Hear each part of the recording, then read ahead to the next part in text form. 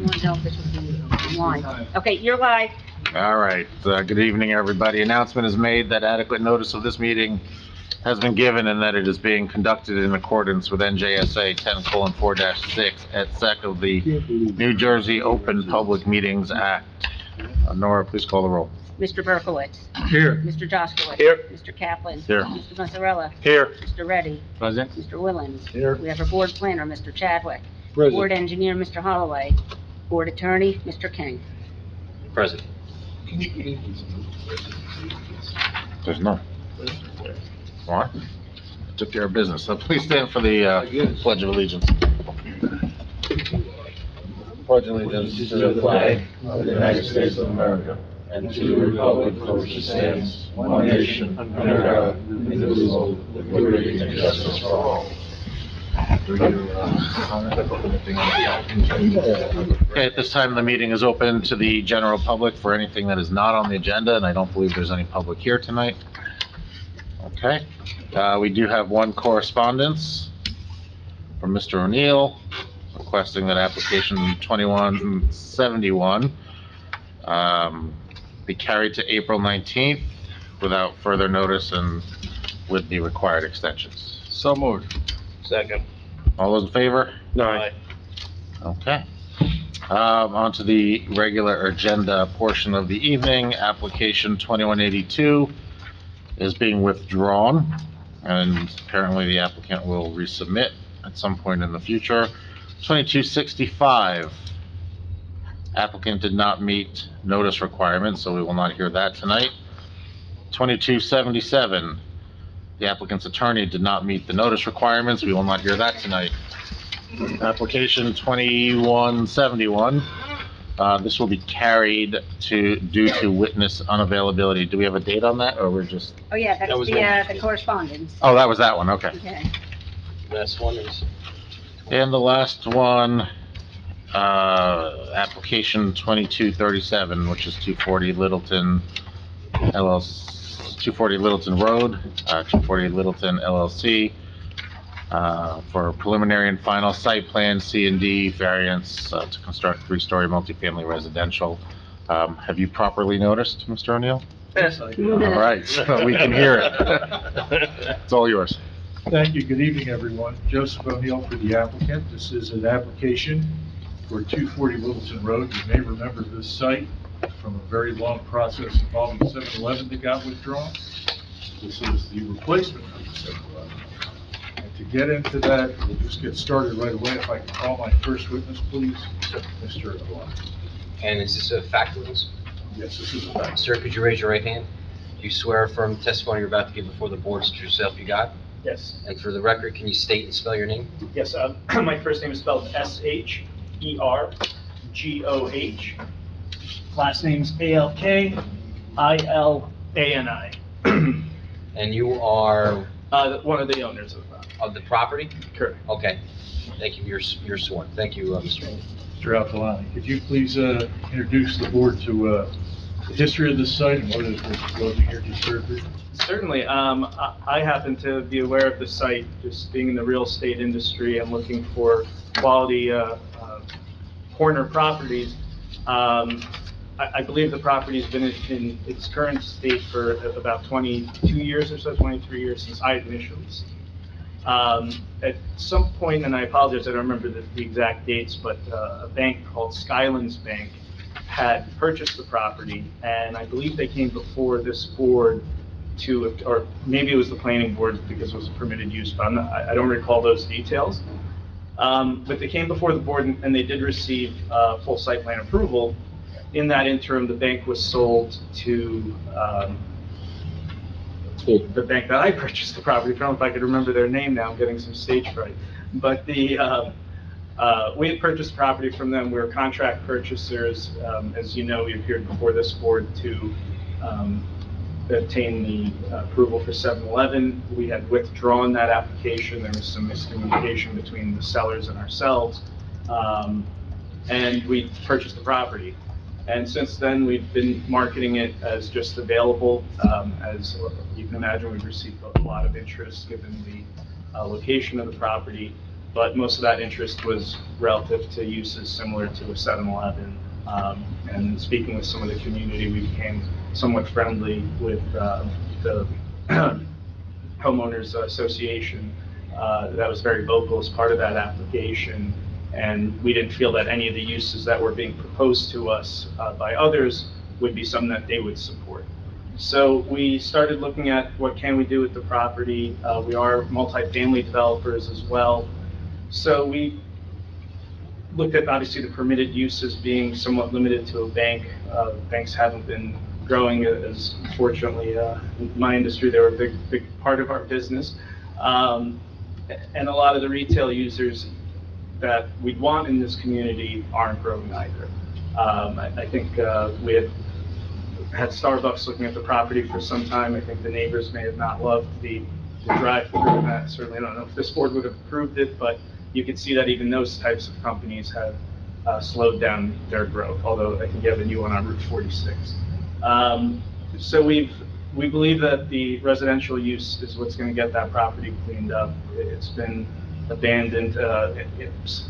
I have this date somewhere in our records, but like I mentioned, at least for 21, 22 years that I could attest to. Thank you. I have no further questions for this witness. Questions from the board? Any questions from the public, which I still believe we don't have any? They might be all his people. Yeah, they are. All right, so no one from the public is here still.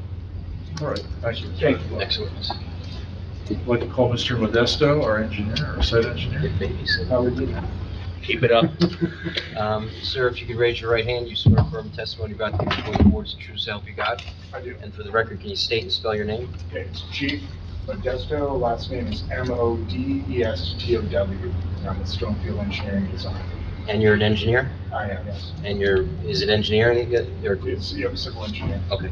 Are all your licenses are in full force and effect? You've been qualified before either this board or other boards in the state of New Jersey? I have. Okay, great. Thank you. You've been sworn and qualified.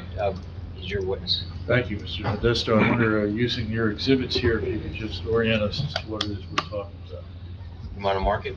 Or is I it? think. That's Oh, colorized. that's a colorized. This is going to be a separate aerial exhibit. Yeah, we'll need to mark that. Say one for this evening, please. Yes, sir.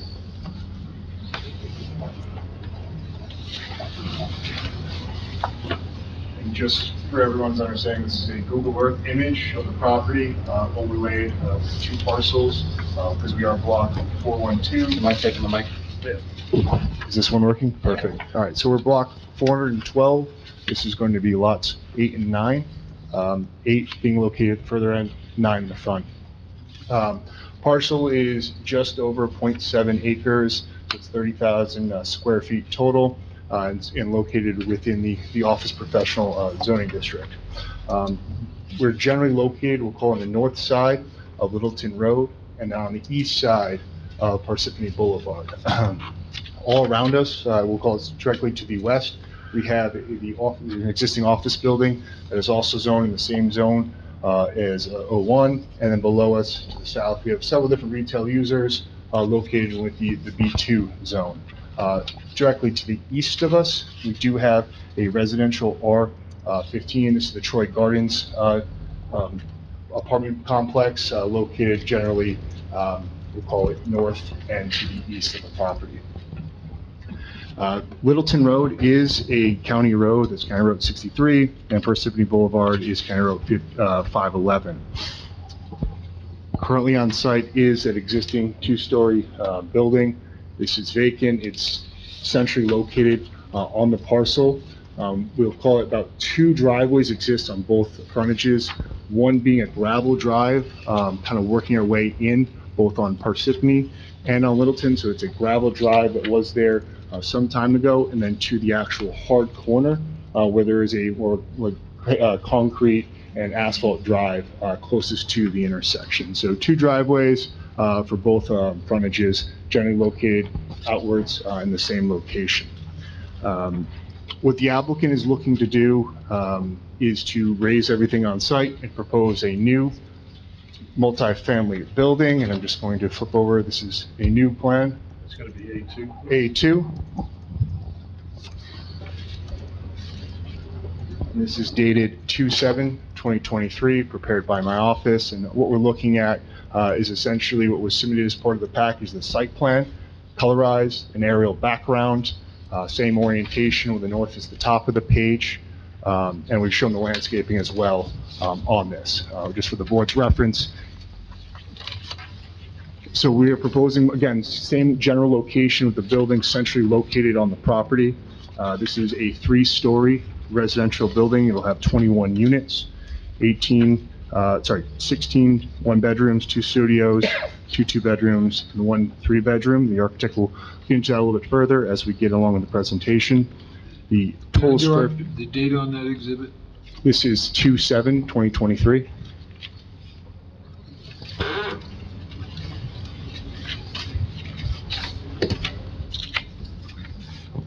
And the general footprint of the building on the first floor is 7,878 square feet, with some indentations around the property.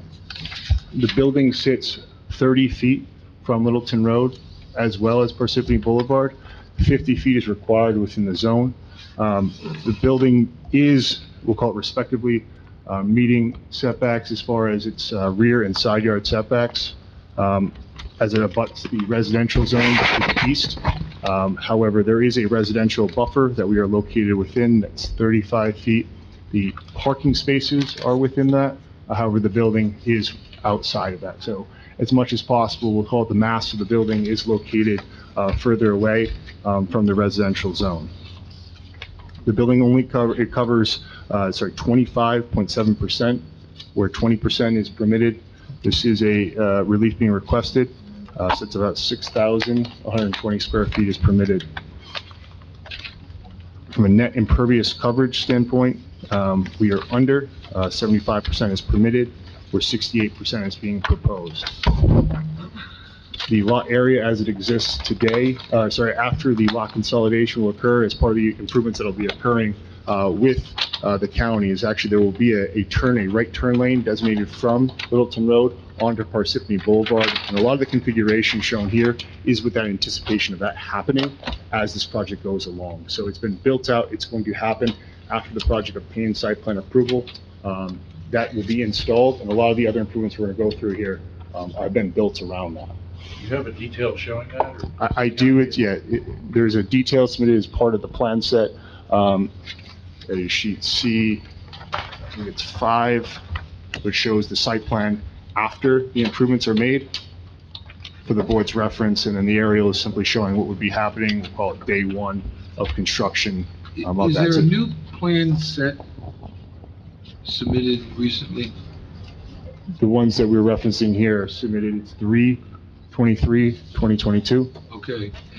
Okay, the exhibit is just because it's colorized today. It's colored, correct, yes.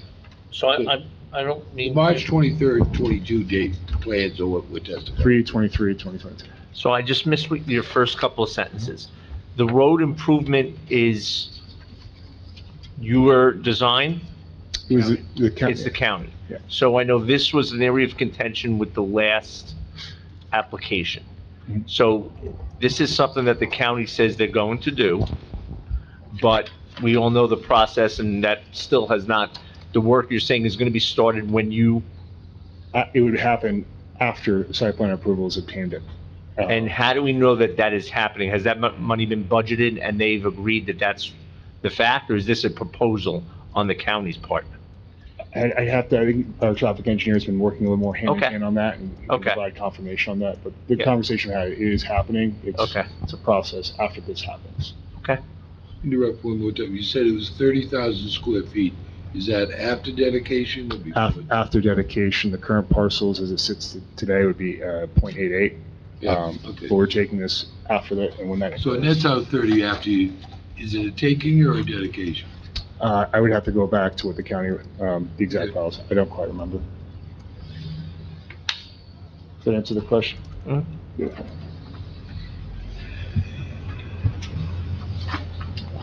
So I think the next thing to talk about here, as we go to the parcel, it's actually a non-conforming parcel. 40,000 square feet is required within the zoning district. we're going to be at 30,000. Even without the dedication, we were still short at 0.88, so it was still short on the total square footage. There's also an existing nonconformity for the lot width. 200 feet is required. There's only 149 linear feet of width for the parcel. To support this three-story building, we are proposing 31 parking spaces for all the units on site. That is configured, we'll call it behind the building, away from the front lot line. They will be located, we'll call it 5 feet from the property line around the rear. There'll be a designated pull-off area directly by the entrance, which is located planned north, where the main entrance to the facility is. There's a secondary entrance as well, located on the east side of the building. 42 parking spaces are required, and we are requesting relief for that. RSIS says it's 39 spaces. We will be proposing EV charging stations up to 15%, which allows us to have a 10% credit. So if we want to look at this in an adding situation, we basically get an additional 3 parking spaces.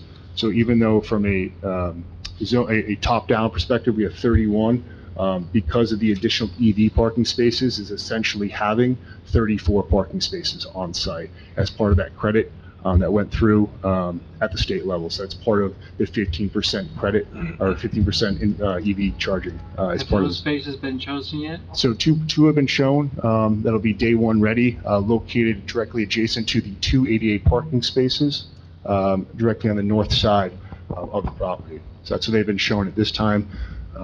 Another 2 will be designated in a different location at a different time. There is relief required for the location being within the front yard. I do want to note that we do have 2 front yards for this, both off Littleton and off Parsippany Boulevard. So relief will be requested there, and as well as being within that residential buffer zone, which we have 5 feet. The applicant has done measures. There is an existing fence. It's a chain link fence on the other side, on the actual Troy Gardens parcel. We are also going to be installing a board-on-board fence that will be 6 feet in height, running the perimeter of the residential zone. So that's the rear and side yard, the entire length, to continue to screen that, those parking spaces. These parking areas will be accessed by 2 driveways, one off of Parsippany Boulevard and one off of Littleton Road. The Littleton Road access will have a left-hand prohibited movement as part of that driveway. In addition, we are proposing, I'd say, an extensive amount of landscaping. There'll be 14 trees spread out across the across the site, consisting of 5 American hornbeams located around the street front entrances. There'll be several evergreen trees, and then wherever possible, the applicant has proposed numerous amounts of evergreen shrubs to help prevent headlights, both from the parking spaces and from the roadways. So they more or less dot the perimeter of the parking spaces, the perimeter of the sidewalk areas. So we will be proposing, unrelated to the county, a 5-foot sidewalk connecting Littleton Road to Parsippany Boulevard as one continuous loop. So that will be installed by the applicant. This is actually considered a major development. We are under an acre in total disturbance. However, we are over a quarter acre of new vehicular services. So the way NJDEP looks at it, that classifies it as a major development. In order to, we'll call it, address that, the applicant is proposing an infiltration basin, which will be located across the front. It'll look very similar to the office building across the way, where you essentially have a divot off the roadway. It'll once again, will be screened by landscaping. It'll allow us to meet those reductions that are required for the 2, 10, and 100-year storm events at 50, 25, and 20% respectively. That'll also give us our TSS removal, and it's a green infrastructure in line with NJDEP's new BMP rules that rolled out back in 2021. So that's kind of it from a total civil standpoint. Sure. Well, I do have a couple questions. Yes. That were raised by the reports. There's no designated play area. Is that correct? That's correct. That's just, we just didn't have the room for that. That's correct, yes. All right. The particulars of,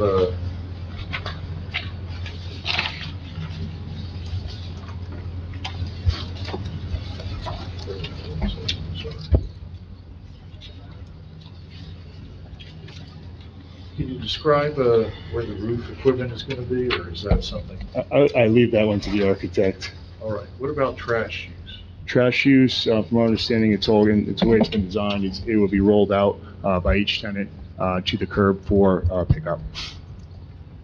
Say that again? It'll be rolled out from each unit, from the building, for on-site pickup. So you have 21 trash cans? I got the, I don't have that. 21 trash cans? I don't have the exact number. Well, that's how many apartments there are. Is there gonna be one collection inside? It's 21 units, We'll one, get to that. yeah. Okay. But you don't have a place to put the dumpster at this point. It's all going to be stored inside, In- is the testimony. There's a The trash room. architect will. Architect will ID the trash room and how it works. I have no further questions for this witness. Questions from the board? Yeah, I have a question. I just wanted to acknowledge that you've received engineering review comments and that if there's anything on there that can't be satisfied with the revised plan. The letter dated June 9th, 2022 is what I'm referring to, and I was just wondering if there was anything in particular. I have a particular concern about the parking spaces near the driveway entrances. So if you can... Actually, we're going to get to that with our traffic. Okay, all right, I would like to know about the rest of the engineering report. Oh, yeah. The rest of the engineering report, we can, we'll be revising and complying with, the item that we talked about. That's what I want to hear. What letter was that, Chaz? Your date? That was June dated on 29th? June 9th, 2022. Okay.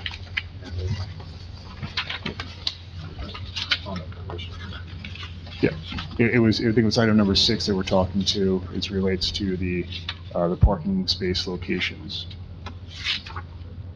The traffic engineer is gonna discuss the adequacy of parking areas. Adequacy of parking, movements on site, trucks in and off, all that. You have to worry about Title 39. Do we have to worry about Title 39? I mean, you're gonna... The details of the landscaping, who's gonna do that? Yourself or? Yes, Jim. I can answer anyway, see some I questions. wrote a report dated June 1, 22, and it talks about the landscaping and being inadequate. Are you going to adjust that plan? You commented you would add additional evergreen trees. Was that to reference that report? There will be some modifications to this as part of this application. We actually went to the Highlands, we actually got a Highlands determination, so there's some additional comments that were had regarding some of the landscaping on site, some of the species proposed. They didn't give you an exemption? No, they did not. They asked for determination. They needed to provide a determination letter for the application. Where does that stand? We have that, and that should be, it's dated 1/23/2023. Township has that copy? Yes, Yes. Okay. Who's gonna be talking about color? of the building? Okay. So you comply with the planner's letter of June 1st, 2022 with regard to landscaping? Well, what I would like to propose is that we work with the forestry department on the final landscaping plan, allow them comment. Generally, on projects of this type, we'll make representations during the board. Mr. Walsh will come out and change everything around. So we'd just like to just cut right to the quick, have final approval of forestry be part of this Not a problem. during construction. You can put that in the resolution. Yes. Just wondering, what's he gonna offer? When he didn't really have any comment to begin with about the landscaping. Forestry? Yeah. They always- He said there's no comment at this time. So what are you looking, I know we always say with forestry, but to Mr. Chadwick's point, he made recommendations. What's Mr. Walsh gonna say? Okay, can we do, Mr. Chadwick's recommendations? Yes, let me just make sure I got this right. I was looking at the forestry. I didn't think it was an We issue. could, why don't we do this? If you get approved, make it subject to my approval and Mr. Walsh, and we can talk and come up with a common ground. As long as you're going to, as long as there's one arborvitae. Right. Because in 10 years, those things are gonna be monsters. Thank you, Mr. Anderson. I mean, the issue here is the apartments that are on the north side of this site are quite a bit lower. The apartments on the east side are a little bit lower, but are looking right into the side of that building. Right, so Side of the apartment building? Where do we, maybe we have the architect, we have his testimony, and then we can deal with that. Verify. there is like a 6-foot high fence that we are proposing along that. I So mean, the it's- biggest variance, one of the biggest variances besides the number of units, or the units themselves, is they have no buffer. Zero. Put a parking lot in it. So somebody's gonna address that, I guess. Okay. So the height of this building, 3 stories, how high is it gonna be? Our architect will discuss Oh, I that, but thought- it is 3 stories. Any other questions from the board? Still nobody from the public? All right. Thank you, Mr. Podesta. Mr. Steckler, are you here?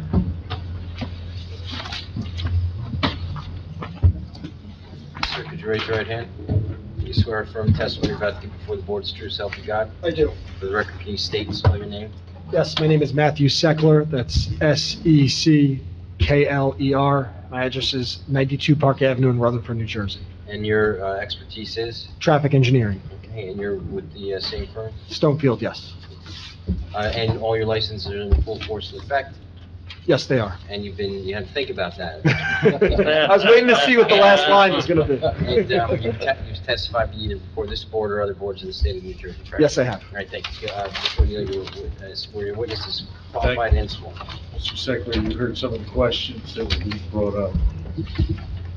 Why don't we go through a little bit about the parking and site circulation?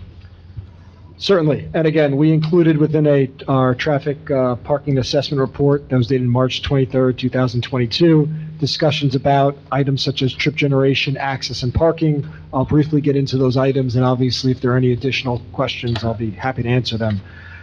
Just first, kind of paint the picture in terms of trip generation, because last we were here on the site with the 7-Eleven, which is very different in terms of the level of traffic. 7-Eleven, or even some of the permitted uses on this site, are uses that may have significantly more kind of turnover on the property. Residential uses typically see their trips morning and evening rush hour as people leave to go to work or return from work. And then Saturday, people tend to run their errands, but you really tend not to you don't tend to turn over these parking spaces consistently throughout the day. Overall, the amount of traffic that you'd expect to have from a site like this, in the busiest peak hours, you're looking at about 10 to 11 trips going in and out of these driveways. So again, in the morning, it tends to be those trips are leaving. In the evening, those trips tend to be coming back.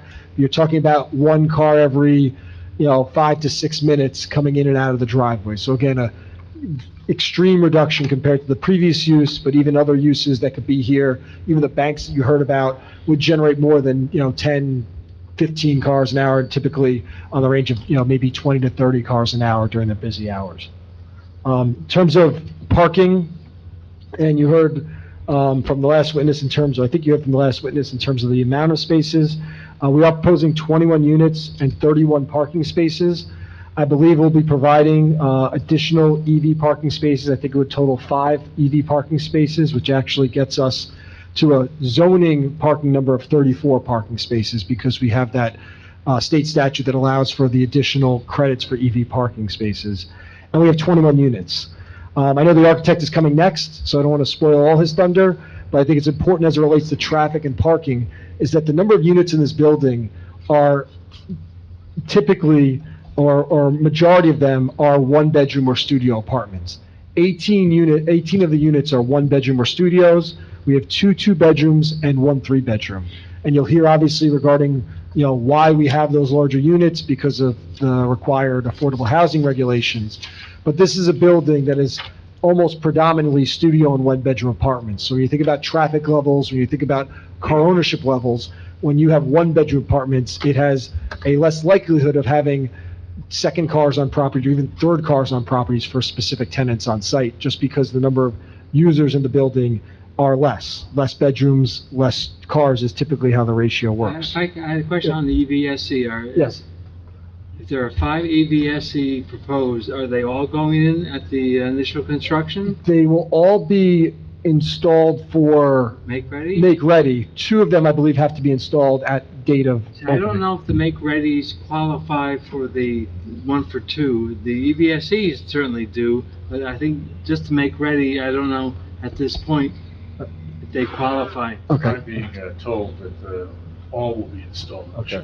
So we've heard from, now all 5 will be installed at opening. Okay. So we will Thank get full credit for all the, Thank and again, we only get credit technically for 3 of them for that, That's right. for the bonus. Yes. But we will install all 5 at opening. The requirement under risk was how many spaces? For RSIS, the requirement is 39. For your ordinance, it's 42, because your ordinance doesn't differentiate different bedroom types. You get 2 as the requirement overall. And again, with the bonus, we're at 34, 31 with the actual, Actually 31, with bonus Yes. 34. yes, just to throw those numbers out there. So, Of the 31 spaces, 5 will be EV spaces. correct. What is your experience in terms of EV spaces and their use by the general public? I mean, right now, what we typically see is, 5 out of 31. yeah, it's a higher ratio than what, Now we're down effectively to 26 spaces. but I would say that the requirements for parking those spaces as just an EV user is not mandatory. You're not required to post a sign that says this is for EV users only. So it's possible that those You're not? spaces, you're not required if it's a private one.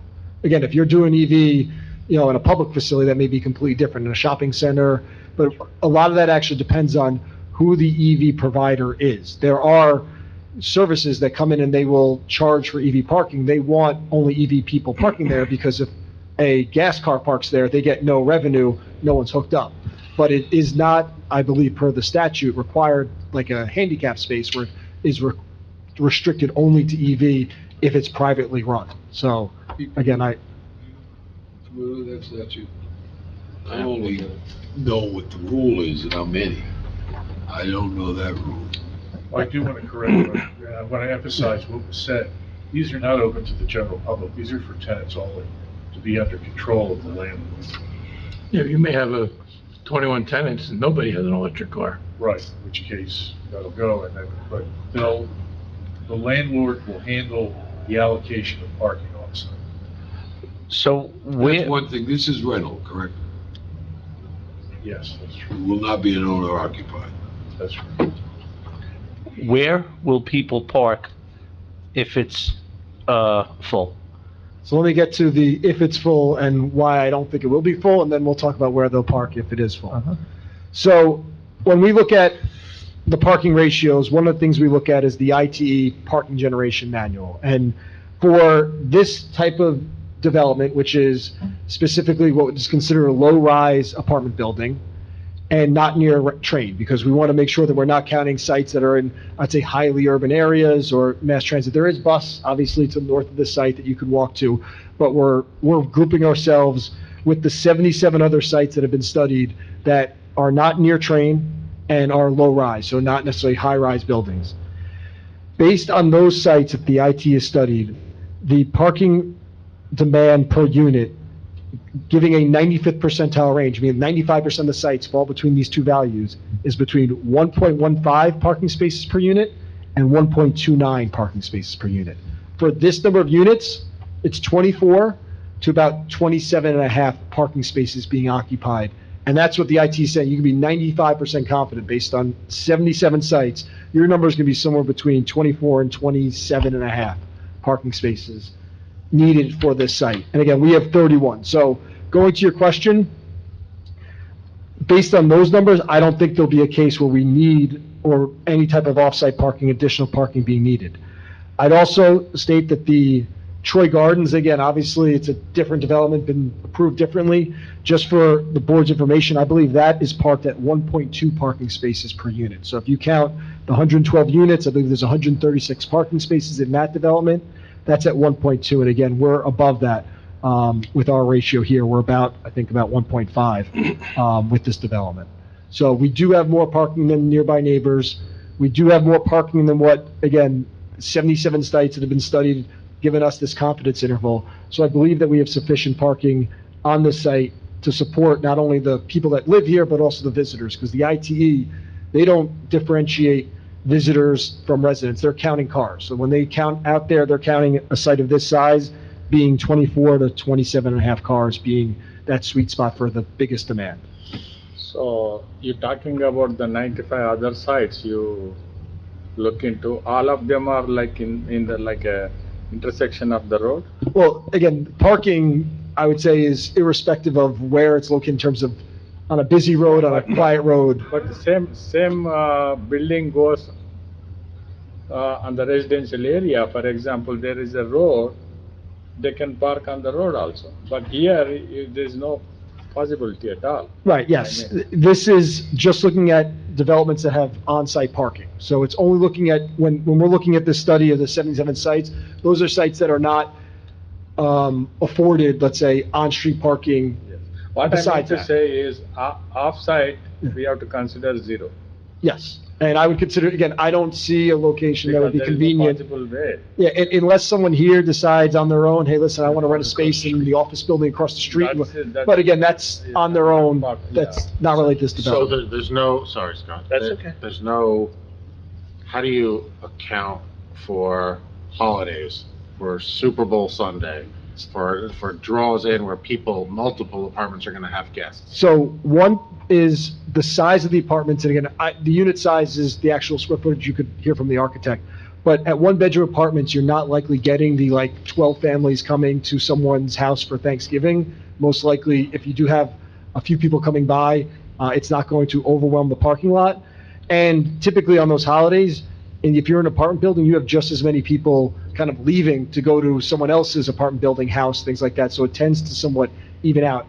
If this was 4-bedroom apartments or single-family houses and there was a whole block of them, yeah, you could have, multiple very large parties happening at one time. But at one-bedroom apartments being, again, 18 of the 21 units, I don't have a concern that you're going to have competing large parties at a site like this. But you're making an articulate case of why you don't think it will be a problem, but there is no answer to if there are more cars than spots.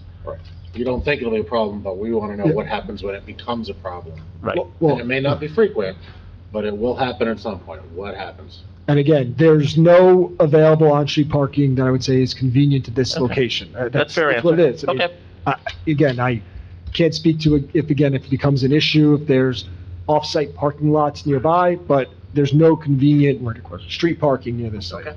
The bus stop that's up the Yes. road to the north. Yes. Do you know if there are sidewalks connecting all the way? There are sidewalks connecting. Obviously, we're the one I know that you're- isn't you're connecting. building- Yeah, I know Yeah. it's part of it. And honestly, depending on which way you're going, there definitely are on our side. If you are going across the street and going to the bus stop, if you're coming kind of southbound on Parsippany, I would recommend they cross at the light and go over, because there's no crosswalks across Parsippany as you go further up. But there are sidewalks. There's a gap on your side too. I believe Troy Gardens has, TLE has, There's a missing piece, I know there is. I know we do and Troy does and TLE Brookside does. doesn't have. Yeah. I think Brookside doesn't have. Yeah. I was looking across the street. Across the street, I know we have. The other side definitely has the whole layout. I know up to TLE does. I don't know It's a what, short piece. If your client gets approval, he's gonna fill it in. on, above our site? What- Yeah, Off-site? yes. I mean, I don't know if right-of-way exists in that area. Somebody's gonna talk about this is convenient to a bus, there's gonna be pedestrian traffic off the site someplace along the line today. They should. How, Why don't we I do, convinced why don't we this do this? application. I don't know if we're gonna get through this whole thing tonight or not, we can all verify and see what we're talking about. I know you don't want to give up anything without knowing how much you're giving up. So, Right.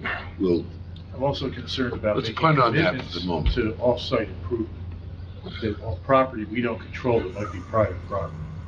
It's one thing if it's. it won't be municipal private property. I'm not Won't be asking, private I'm not talking about going across private property. We'll have to defer that. Yes. And one more question. Are these spots that are there, are they going to be assigned to apartments, or is it going to be? Yeah, so typically you'd have one parking space that'd be assigned per unit. Yeah. So again, if you're unit 12, you'll have parking space number 12 or Okay. something that indicates that. Again, obviously, we have more spaces than units, so again, I would say it's up to the operator whether they would, charge extra and assign, or they would just be first come, first served, but obviously limited. They wouldn't let you park At there. the end of the day, you just want to make sure everybody that lives there Yes. has a place to park. Exactly. And I think- Anybody visiting it's on their farm, they'll wind up parking at Dunkin' Donuts first. And I think that goes to also, I think, your board engineer is going to ask the question, because I heard him ask it earlier, about the spaces that are located closest to the driveways. Yeah, And I again, still need some testimony on that. yeah, so, again, I think there's a couple things at play here. One, Well, can you explain Yeah. this to everybody's understanding what the comment is? yes, the comment is related to the parking spaces, and again, this plan is showing the roadway as it exists in the current condition. But as the roadway expands, as part of the county project, we have a couple parking spaces located closest to the driveways that when you're backing out of the space, you start potentially influencing traffic that coming in or, most likely coming Right, in. the biggest from the county concern roads. is such busy roads that they have to, pause or something to allow a car to back out. Right. That it's a dangerous situation we don't want to avoid. Or conversely, scoot in faster to get ahead of the Yeah. traffic and then hit the car. Yeah, so again, there's a couple things that, when I typically have parking spaces that are, I would say, most critical to the driveways. I think actually when we did the Topgolf application, there were some parking spaces that were close to the entrance, and we, on that application, said they'll be employee, that way they turn over infrequently. Again, these being in a residential building, it's not a frequent turnover, but again, we can either decide that as part of this application, and if the board agrees, we can assign these to a specific tenant, so that tenant knows and is familiar with their operations coming in and out, or we don't assign those to the tenant, so they become visitor parking, and therefore, most infrequently used parking spaces, so you don't have turnover. You could have days without someone turning over those You're parking. not solving the problem, though, you're just making the odds less. Exactly, I mean, making the odds less. And again, this is a site that, Correct. the lowest turnover parking spaces. Do you have any full-time employees that are gonna be on the site? No, this is not unmanaged. There's no rental agent and no super? No. Obviously, when someone wants to rent, someone will appear, but it's not Sure. full-time. Right. It's not, they're not on site 100% of the time.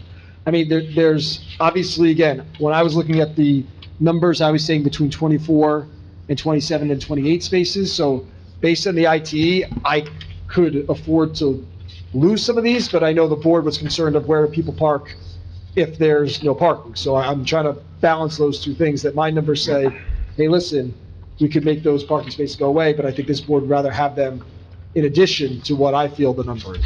Are you gonna be the witness who's going to speak to the road improvements? I can, yes. Okay, so I'm less concerned than I was with the last application about the road improvements, because I think it is fair to say you can have much less in and out. Yes. However, if you're presenting saying it's gonna happen, what is the likelihood of happening? It's gonna happen, where is the county with the commitment of it Yes. happening? So the county, I spoke to the county, they told me they have the funding, Okay? and they will not start, though, until we are built. So That's you're what they built. told me, until we're built. So they, again, I went over, I did the 7-Eleven application, went through the same song and dance, it's been however many years, that we are to build the sidewalks in the final condition, we are to build the curbs in the final condition interior to our site, and we basically just have pavement until they come along, and again, I don't know if the reason why they're having us build completely first is to give them that time so that they could, okay,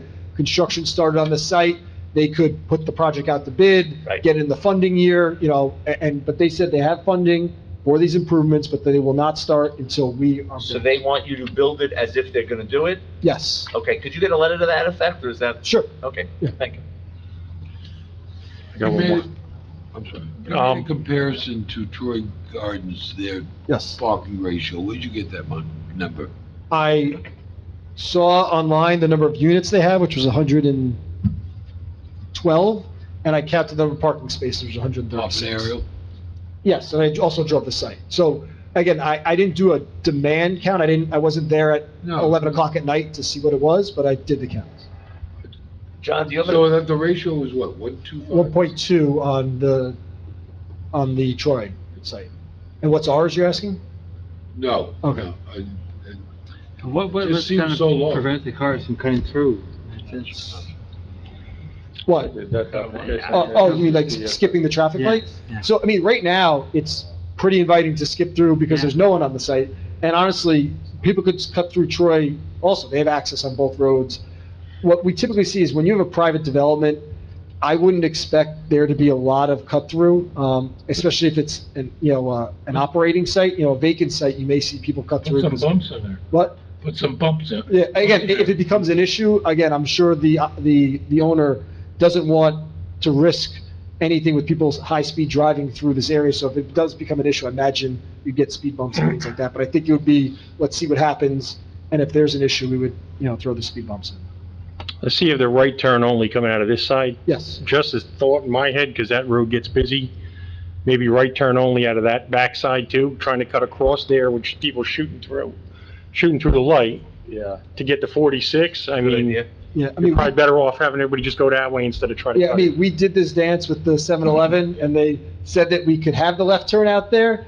Again, it's, I imagine, a little less critical for residents because they'll just find their way, but I guess the one place you can't get back to would be Littleton Road heading eastbound, You'd have to go out to 46 and come exactly, around. you'd have to swing right. Or you That's just come the- through here and That's the go. one movement you miss if you don't have that. Everything else you could make from, the other driveways. But It's that's not a the one- whole lot to do going back the other way. Yeah, so Except again, for Domino's. I don't, again, it's, yeah, so again, to me, it's, the county didn't have an issue when it was the 7-Eleven, so we left it as full movement, but again, it's less critical from a residential use because you just figure out Is your there way. Yeah, I any just restriping think- proposed for the? We did not propose restriping. Obviously, the county is going to be restriping as part of the roadway improvement plan, but we're not proposing anything in the You're interim. going to coordinate with them if there's any improvements or adjustments to be made for the driveway? Well, we're building and then they're gonna come in. So again, when they approve our plan, they're approving our plan with the understanding that they're gonna build around it, so. Let me ask you, and I don't know if you know the answer to this question, Mr. Segler, but those are double yellow lines there, and they're gonna remain double yellow lines, aren't Yes, they? yes. Yes. So I don't think. Yeah, I didn't know if county they is were gonna going to move it change back at all, any of or not. That's pretty much Yeah, my question. when we had the 7-Eleven application, there was discussions of Right. restriping so we could have a left turn in, but again, the number of cars that turn into a 7-Eleven is, huge compared to the amount of cars that turn in to residential buildings. So having a There's no longer need left turn for lane that. doesn't seem to be a need. But again, county will have the application, they're gonna be paving and striping after us. If they Yeah. wanna push that thing back another 50 feet, they Yeah. can. But I don't see an issue with it either way with the low volume of this type of use. Just quick from my observation, I for one would love to see this site developed. It's been an eyesore for a long period of time. Having said that, I look at the plan and we have another plan here which is asking for multiple variances, okay? Why can't we come up with a plan for a structure there that doesn't have to have all of these variances? So right now, do we have to have 21 units to make it a viable financial return? And how do you calculate that? That's not, I'm just a little I'm traffic just saying- engineer. I'm just saying- If I knew those answers, I'd be sitting in a I'm nicer just saying, suit. My concern right now, go right now. All of the variances that we need to approve this site as it is, troubles me, just saying where I stand right now, okay? And I open by saying, I would like to have this site developed, but why can't we come up with a plan that doesn't require all these variances? That's all I'm saying right now, so, okay, done. And hopefully my planner's gonna have an answer for that I hope question. so too. Yeah, it's okay. I want to go back, we never finished at least to my satisfaction, the parking spots on the edge of the lots there. But I also want to go back, and I think we discussed this with 7-Eleven, I'm not sure, on the, what side is that? Kind of the north side of the lot, the exit there. if a car, yep, if a car turns left, are they allowed to do so over those broad double striped lines? So, The answer is no. so, So whatever your engineering answer is going to be. so double yellow, you can turn across. The hatch, The you're not hatches, supposed to that's turn what that's across. called, So, okay. yeah, the So double those yellow hatches is. run in front of, so theoretically, we should just make it easy and put a right turn only out of there. That's an option. Again, the other option is working with the county to slide that back the 50 feet as I think. You said you weren't gonna change the paint. We weren't. I said the county may, but again, if, you know, if it turns out that that hatch stays in that location, that, you know, we would be fine with the right turn only. So right turn only?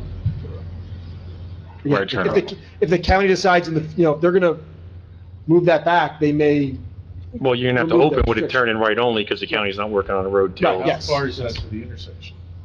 we are 165 Right feet turn only. to the intersection to the closest point.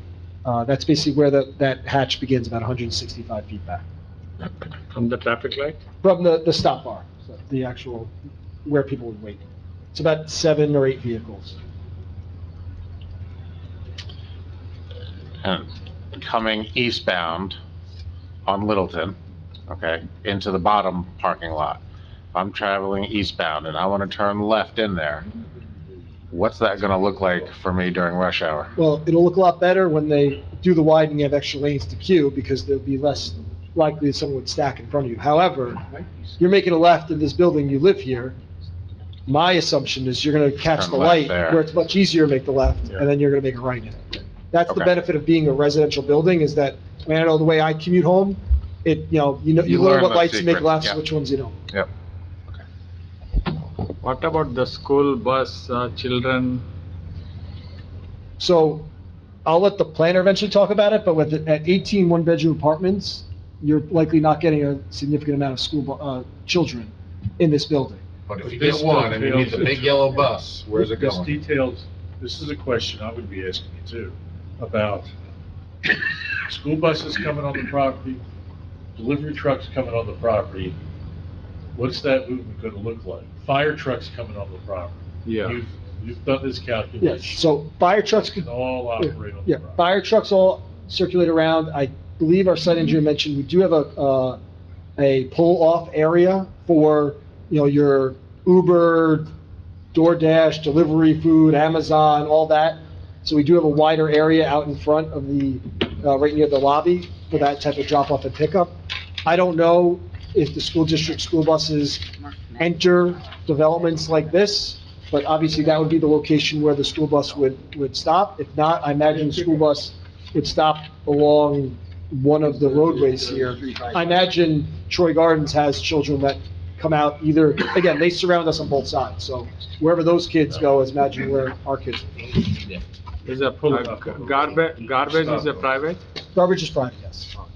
What about the like UPS or some Amazon deliveries? Yeah, so that all comes into the site, and again, we have a pull-off area near the front door of the lobby where we've widened out so it's beyond the normal 24 feet width. We have an additional, I'm gonna estimate, 8 to 9 feet wide area along the front, so they could be there, and everyone else can still get in and out of the parking spaces.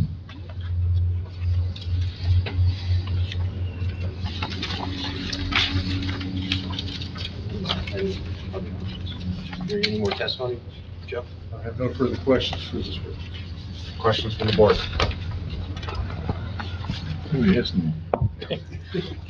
No public still. Okay.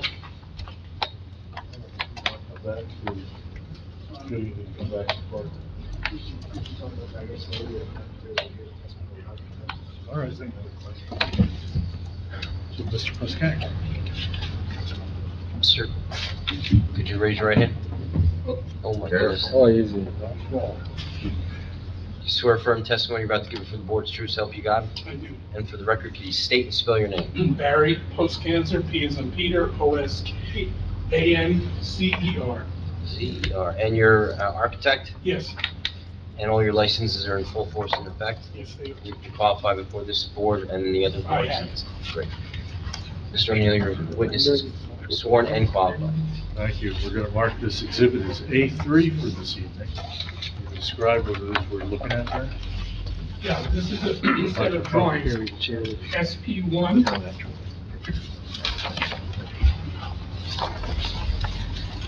through SP7, part of the application. There are drawings of site plan, floor plans, elevations. SP1 through SP7.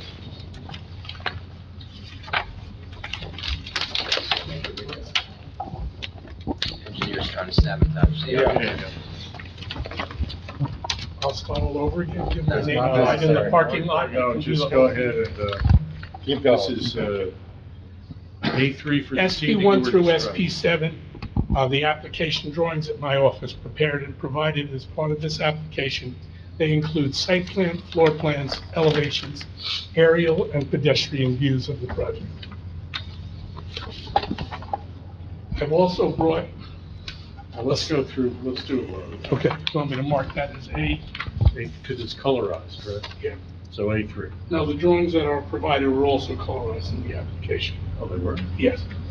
Yep. Okay, I'm sorry, but we didn't mark. I apologize. Go ahead.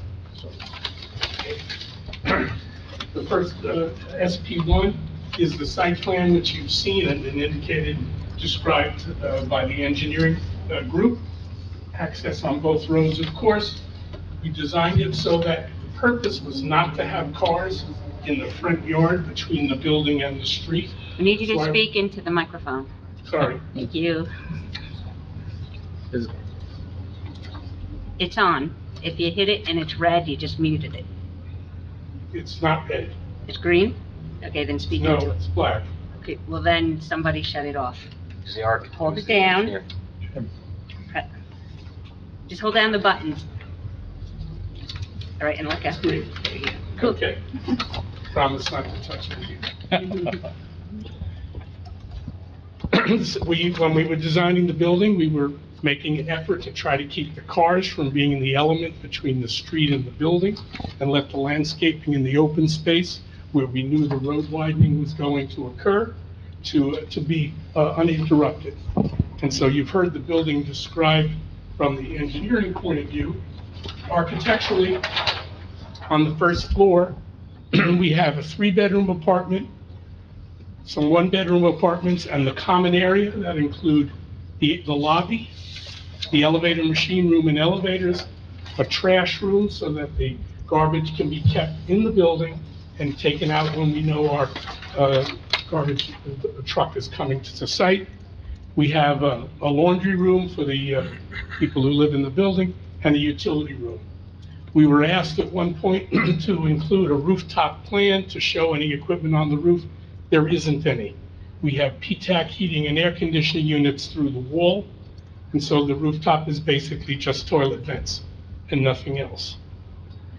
On the second floor, Can you point out the trash room again? yes, right here, So, all 21 units? bring their trash to the dumpster that's in there, and then that gets rolled out. I'm sorry. All of the tenants bring their garbage to the trash room. They don't take it outside. They bring it to the trash room. There's a door from the public hall to one side. So, It- what's in the trash room then? I'm just trying, is there 21 the garbage can containers? No, there's one dumpster that rolls out. Who They- rolls it out? When we know that the garbage is being picked up, somebody from the building will roll it out. Someone, resident Yeah. or management? Manager. Okay. But they don't, but the testimony was there is no manager on site. No, but they'll coordinate when someone has to be there for the garbage. Okay. You putting Well, the staff would trash of How 21 hygiene- apartments in there. Pardon me? Putting the How trash hygiene of is that? 21 apartments in one room. Right. How's that gonna smell? We're gonna ventilate it and take it out of the building. Would have to be ventilated by any code at all. The building code would require that we ventilate that space. How often's the plan to have it picked up? Is there any We have no- discussion? I have no knowledge of a plan for that yet. Is it town garbage? No. It's private. Private.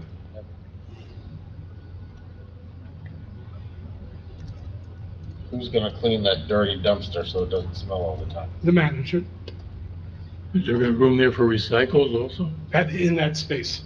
Space is about the size of the wall to my hand, and from that wall to my hand in this direction. How many times a week they pick up? No idea. We'll provide testimony.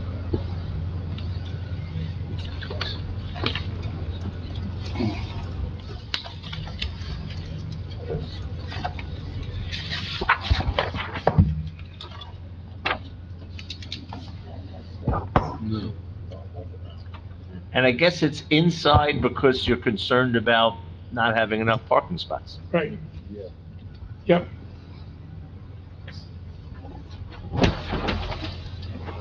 There's no place to put a dumpster on the outside anyway, is there? Well, there would be. It would be a parking space. We would have lost the Don't parking you have a place. little piece of grass where the spaces come together up there? We In the tried. corner. The back corner of the property. Why don't we get back to, yeah, why don't we get back to that, Barry, before you?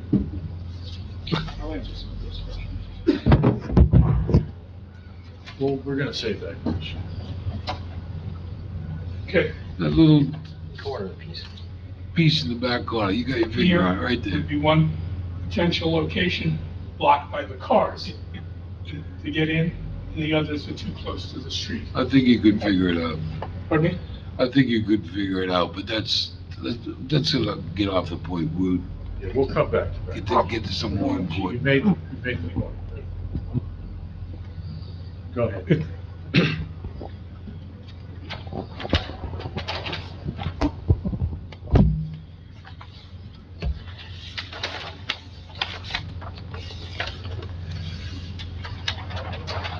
The second and the third floor is identical. We have a we have a two-bedroom apartment on this upper corner on the northwest. The blue ones are all one-bedroom. The light purple is a studio apartment. The totals are 21 apartments, of which 5 of them are affordable. The affordable units are the 3-bedroom on the ground floor, the 2 bedrooms above it, and 2 other 1-bedrooms in the building, and we haven't determined where those other 2 units would go. The bulk of the design was intended for the 1-bedroom market. The studios are the fillers when you have extra space, but the 1-bedroom apartment was the market that we felt was appropriate. It helped us on the parking, obviously, and so it was something that we were aiming for right from the start. The larger units are to accommodate the affordable housing requirements. Now, if the board sees fit to grant this approval, you will, as part of your approval process, designate those. Absolutely. Right. They will be put on the plan. Mm-hmm. Could I ask you how you got to 5? 20% of the 21. Okay. So you rounded up as opposed to round down. You have to. Yes. round I'm sorry? it. I believe you have to. I thought it Under was, the code. I thought if you were over 5, you did 0.5. No, it's anything over a Any whole fraction. number, any fraction. You're at I got an 4.2, old ordinance. and then you up to 5. You gotta go front. That's all right, I talked to you. Is there an elevator, I assume, right there? Is Yes. that the exit? Yep. Okay. There's an elevator, 2 stairs, all the code requirements for the exiting, et cetera, has been met. It's a 3-story building, it's a simple construction type. Where's the emergency exit? There are 2. Okay, One is through the fire stair and one is out the lobby door. Okay? These drawings are the normally required flat elevations that we show of the building, but the more interesting ones that help, I think, understand it You need the mic, Barry. are the new 3D ones, Barry, What? you need the microphone. are the 3D drawings. Needs 3 hands.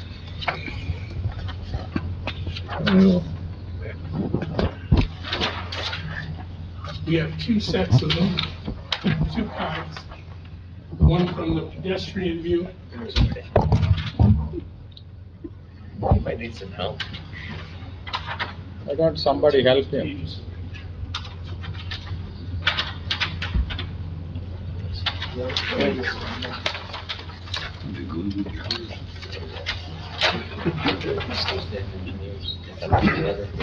We have two sets of perspective elevations of the building, one from the pedestrian view walking around each side, and the other ones are aerial views to show it in context with the whole neighborhood. I think the most telling and the ones that show us what the building really will be in the neighborhood are these drawings. And they're from all four sides, walking around the building, seeing the entrance on the north side. This is the corner, and here's the northwest corner. And so this is what the building is. I brought a sample board. You may want to mark this. Yes, that'll be A3.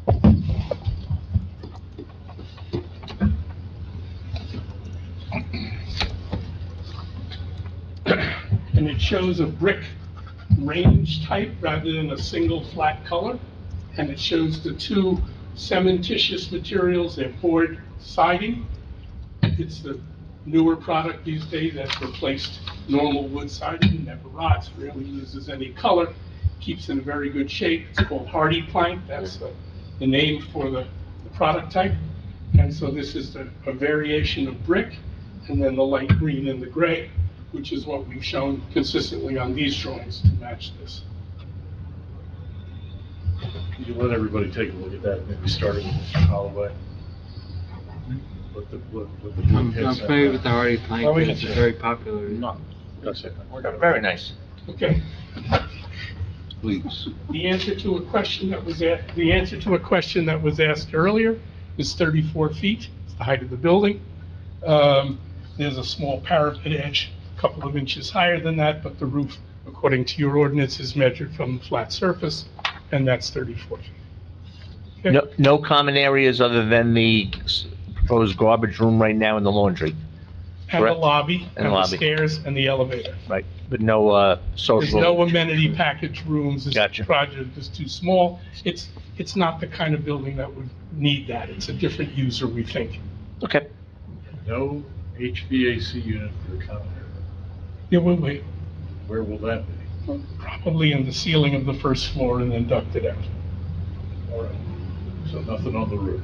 Not that I believe at this point. So where will the air conditioning units be? In the space in the ceiling height, the extra height on the Oh. first floor.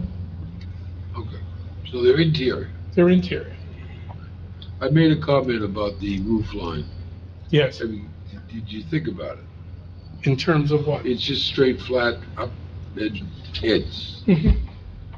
One of them No was caps, no anything? correct. And the reason? I don't like them. My client didn't like them either. Okay. It's a good answer.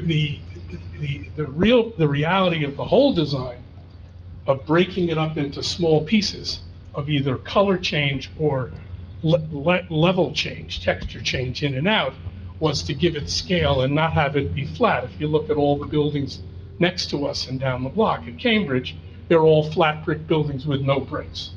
And then they put a little white trim on, and that's the idea of their design.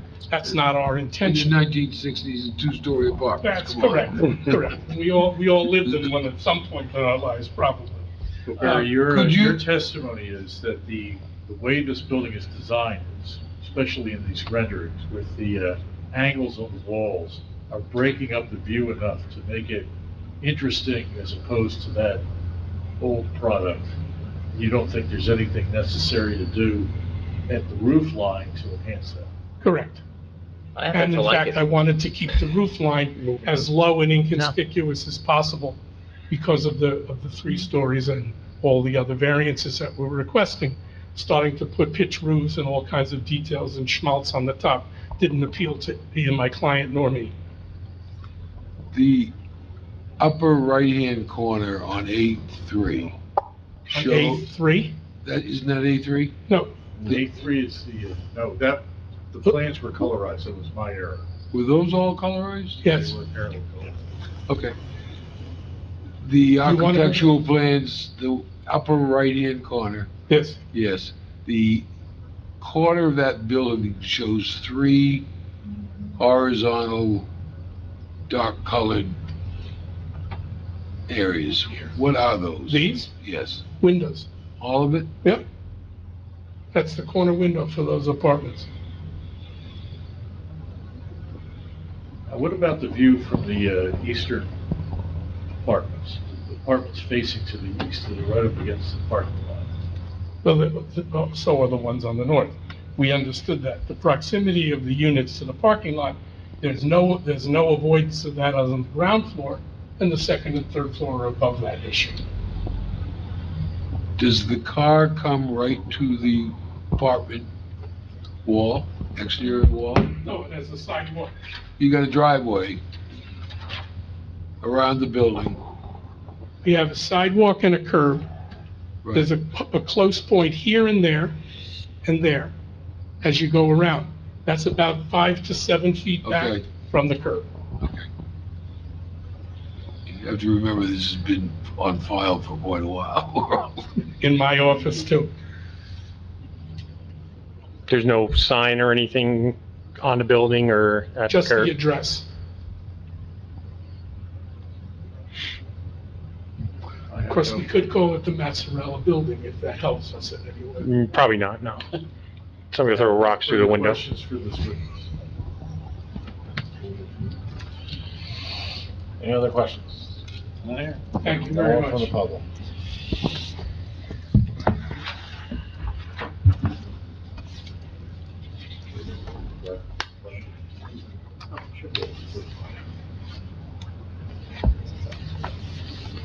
So you're still sworn?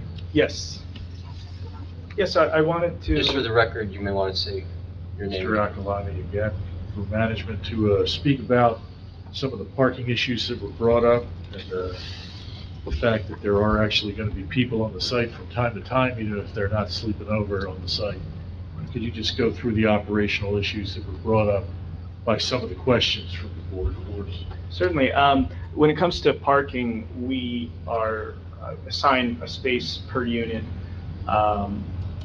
With the 21 units, we would have 21 assigned spaces. We have EV spaces, and that would still leave, in our eyes, spaces for some people to maybe have a second car. But being one bedrooms, we're not seeing that, and when I say we, in buildings that we manage, but also on a broader basis, like through the New Jersey Apartment Owners Association. Cars, from a business standpoint, the more money a tenant spends on cars, the less they're going to spend on rent. So I think these are units that are really designed much more for professionals, maybe young professionals, folks that maybe work in the police departments, and especially the affordable units are usually given some priority to local folks as well. So it's not a program where we're bringing in a family that's going to have an SUV and another car for the 18-year-old in the family. We don't have the space for it. We wouldn't sign a lease with a tenant. They have to share with us their registered vehicle that they're going to be getting an assigned space for. But your parking is so tight, you don't need that to happen to have a problem, right? You could have a couple apartments have 2 vehicles and you're there already. Well, we just certainly about. wouldn't lease to them. What's that? So if somebody comes to us and says, A husband and wife comes in, they want a 1-bedroom, they both have cars, that's gonna be a problem with them? well, I can't accept them, I don't have the spaces for them. Well, as a part of the application, are they required to disclose how many cars they have? Yes, and they have to give us their registration in order to get a parking sticker. So we police that in a practical way because we need to. So we're even willing to put in the resolution that, we limit, in our leases, we don't have an issue with that because it's practical. Mr. Chadwick, do you have an opinion Can on we this? do that?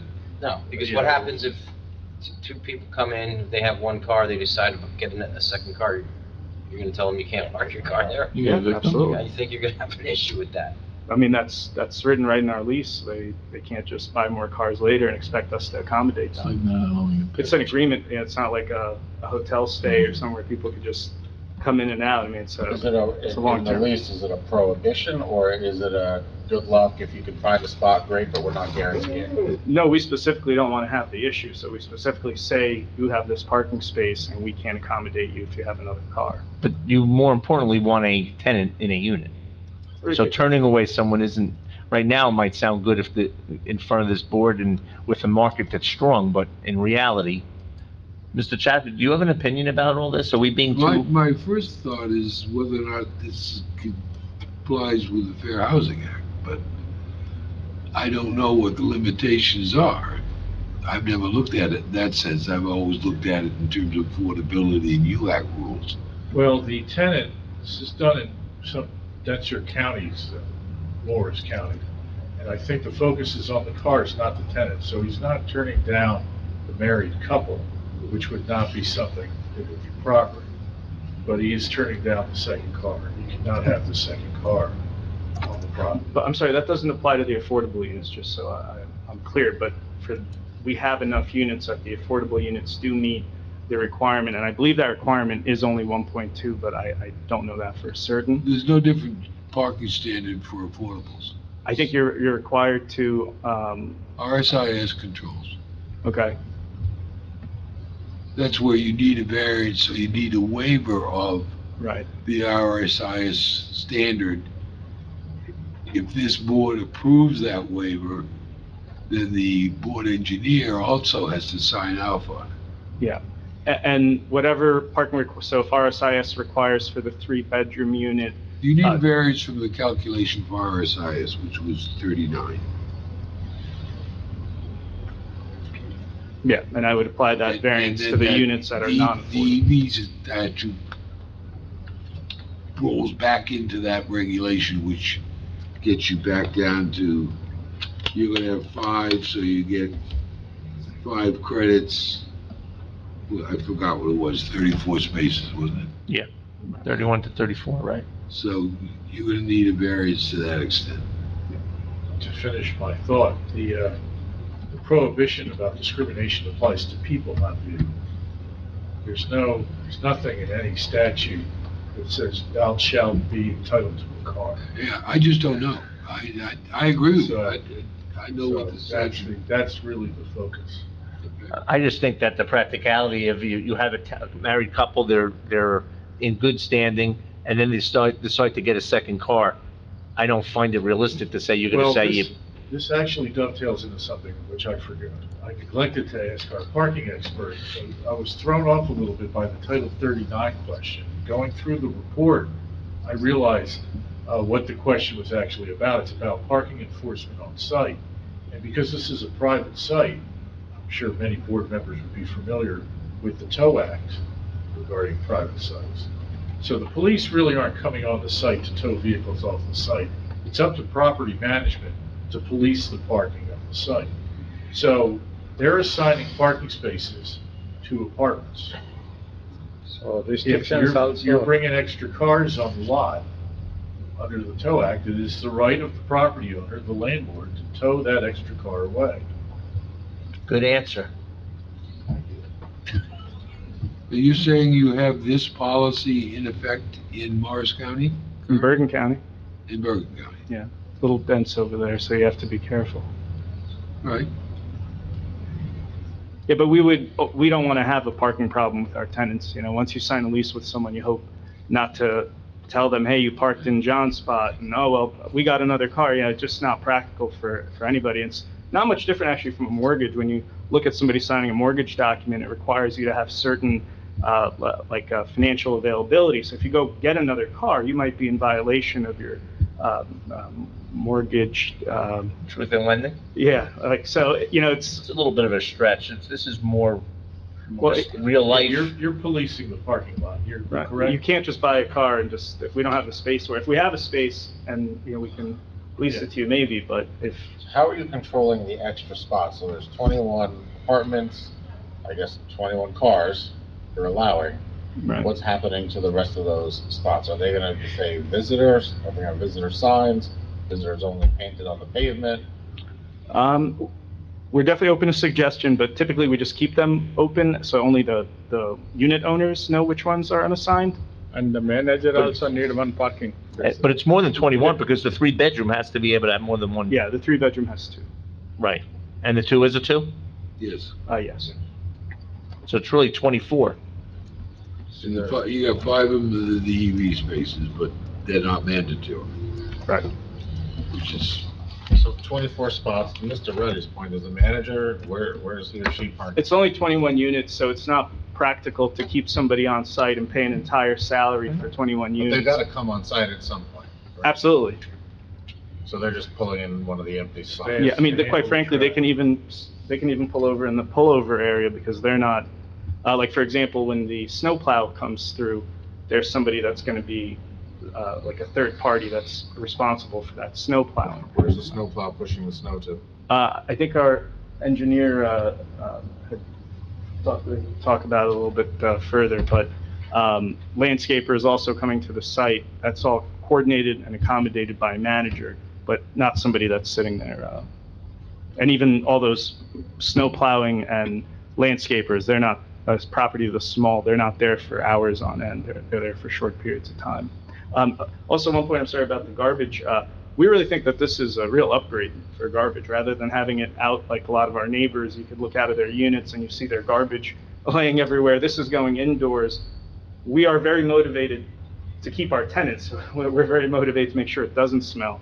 And just rather than enclosing it in a wooden closure that gets beat up outside, it's indoors, closed doors. Somebody comes out, rolls out the garbage. We know when the garbage is coming to get picked up because it's private. If we feel like we don't have enough room and we need to pick up 3 times a week, that's easy for us to do, and we're motivated to do it to keep our tenants. Is that room going to be air conditioned? Is it air conditioned or just ventilated? Ventilated. I think just ventilated. So in the summer, when it's really hot, that room's going to be full of trash and 90 degrees? Well, it's not gonna be 90 degrees because it's indoors, but it'll be, Well, you're planning on at least 2 pickups Yeah. a week, I would imagine. at least, yeah. And you'd be open to more pickups if the trash Right, situation gets right. out of control. Do you have this in any other any other buildings? Have you tried this indoor? Absolutely. You do? Absolutely, yeah. And And how- it works, in our eyes, it works out a lot better because you don't have people sitting in their apartments looking out onto the Aesthetically, trash. there's no question, Yeah. right? Have you received complaints from tenants about smells? In 4 buildings that we're currently operating, there are no Not issues. one complaint? No. Okay. You lose tenants quickly when the lobby smells Yeah, bad. I get why it's motivating. Do you You need, signed up for one spot, you get one spot, you're not that upset. do you need 21 units to make this viable? You can't do it with less? So I know this is a difficult topic in land use to talk about, but economic viability is just, we can't really discuss here construction costs, but construction costs are a big factor into what happens on the site. If I put together a plan for, say, 18 units, things don't scale out the same way over 18 units versus 21. And it just makes, it's really just financially difficult to make this work. I know 21 units in this town you guys see a lot of apartment units, but this is, I think, a smaller building that's being built now at today's costs. And I'm sure you guys, I know you have a lot of larger projects and there's some hesitation to bring on more multifamily, but this is really more of a boutique building, especially given that it's 1 bedrooms. Yeah, but 21, if you went from 21 to 18, one of those you're losing is affordable. Correct. That's less pain. There's still income from it, though, it's not like, these units don't operate at an absolute loss, and then you're building that space anyway, so now I have that space just with a larger unit, and that may potentially, be filled up by a family. So I feel like by maintaining, we'd have to keep a 3-bedroom regardless, but now we would have larger 2 bedrooms. Well, you might have a smaller footprint, which would enable you to have a couple more spaces. The geometry doesn't work that way. Obviously, we've tried to explore this every which way to make it as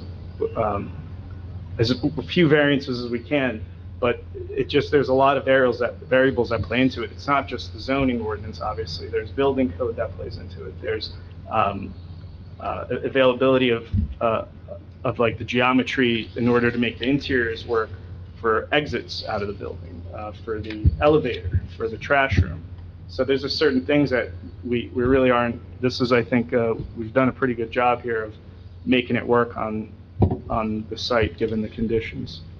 The question was, at 18, you drop one affordable unit, plus you loosen up the parking issue that just doesn't seem to be going away. It gives a lot more flex. I guess you get about 4 spaces now that aren't. Can you guarantee that? Because, I mean, if I get somebody that doesn't have a parking space. I hear you talking about the money, but, I'm trying, obviously, I love to be at board meetings and say, yeah, you know what, we'll drop it and let's just make it happen. But I mean, it's a difficult site. It's been vacant for decades. And it obviously takes something to make this project work. I mean, we could physically fit a lot more and you guys, No, obviously. we all understand the hardship, but we have to compromise on certain things, like too many variances and all, You have to justify the plan accordingly. I thought that's what we're here for, is I'm happy to spend as much time to justify it, but what we don't talk about when I can't submit is a financial economic plan. Parking places is a real difficult one. Is my personal experience, couple of townhomes. Right. They got approved, thinking that there are extra spaces. Now they are fighting for parking. I see all the. And those are townhouses, but these are apartments, one-bedroom apartments with 2 people living in them. In our lease, you can't have 3 people living in a one-bedroom unit.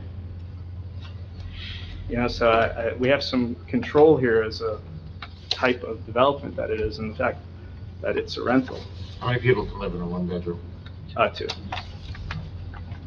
Is that true? How about if they have a child? They're allowed to, Have one child. have a child, I believe, up to 5 years old. And it's gotta be a certain size square footage. Right. And by having newer buildings like this, we can control that versus a lot of the older buildings, I think, are more difficult to. Studio's the 2 too, right? Yeah. And it's not just the board members, but our professional seems to be concerned about it too, so it's a real issue. Yeah, I mean, I'd love to just, say, yes, it works, let's just make it happen, but I just want to be practical that, I need to actually then get this building, built and manage it properly, so it's not just, we're not here trying to get 18 and saying we really need 21. I mean, we've really looked at this project and tried to balance as much as we can. Obviously, a lot of the variances are set by the setbacks, and because it's a corner property, they are the planner obviously talked a lot more to this, but we definitely feel that there's a better application than like an office. That's one of the permitted uses in the zone. We've tried, there's been a sign up on that property nonstop for the last 10 years. So if there was somebody that's willing to make it financially, we would love to do that. I'd love to go straight to the building department with the plan rather than come here and seek variances, but it's just a site that we own. We really don't, we've tried every which way to lease it to a retailer. The few that we have had aren't ones I think the board or the community really loved, so we're at a little bit of a loss to make sure that this building doesn't stay in its current condition for the next 10 years. Are we ready for the next witness? Mr. Chairman, before we bring up the next witness, if I could request just a brief break. No problem. Thank you very much. You got it. 5 minutes, is that good? Thank you.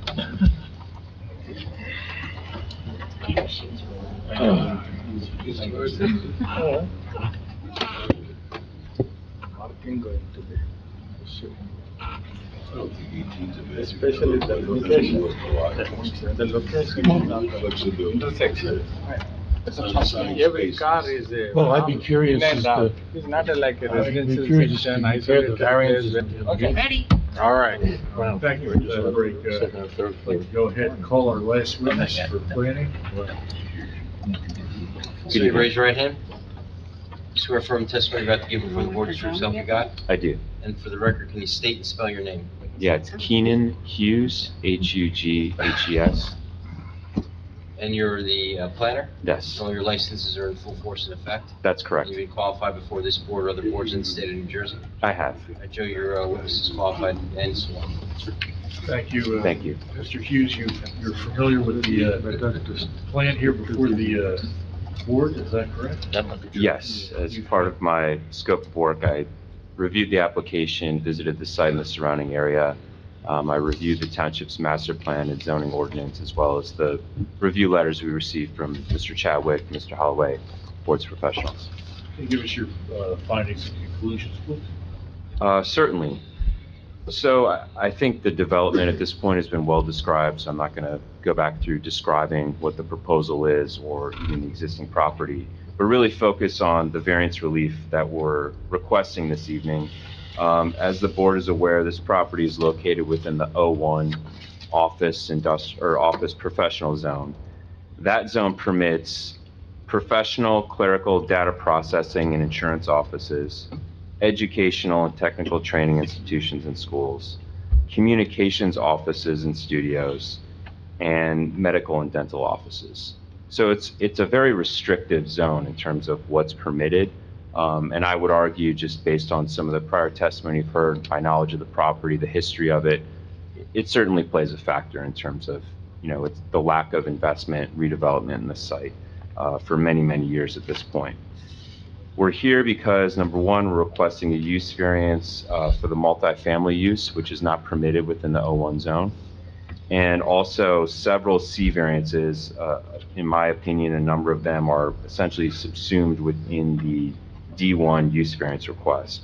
So those include for building height, minimum lot area, front yard setback, building coverage, the number of off-street parking spaces, the location of off-street parking within a required buffer area, as well as the location of parking spaces within the side yard area.